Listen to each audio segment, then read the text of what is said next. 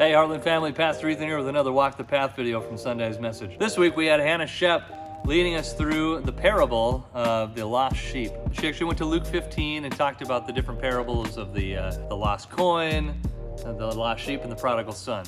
And we talked about what it means and the nature of God, that he seeks what is lost. In the start of the Luke story, it says that all the tax collectors and sinners were approaching to listen to him, that is Jesus, and the Pharisees and scribes were complaining. This man welcomes with sinners and eats with them.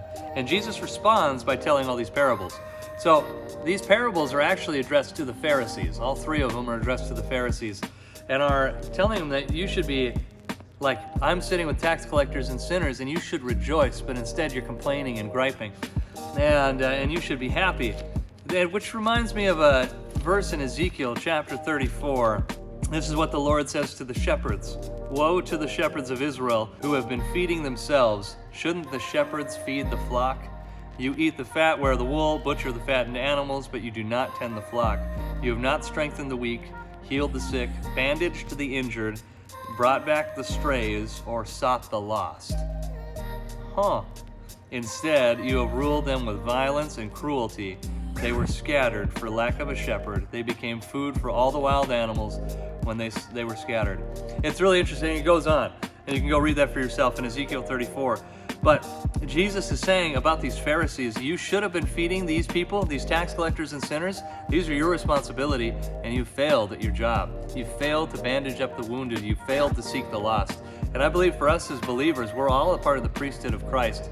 And I believe to some measure, we're all responsible to act as the Father does and to rejoice when we seek the lost.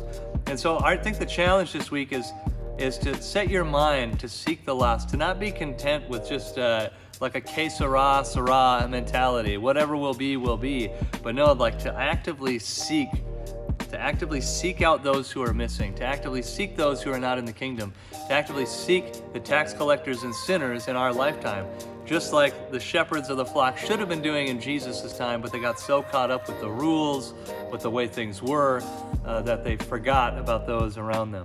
I would just challenge you to really consider that this week, to walk that out, to seek the lost. And I believe in seeking the lost, you will gain the Father's heart. This is the Father's heart. He rejoices in finding lost things just as we should.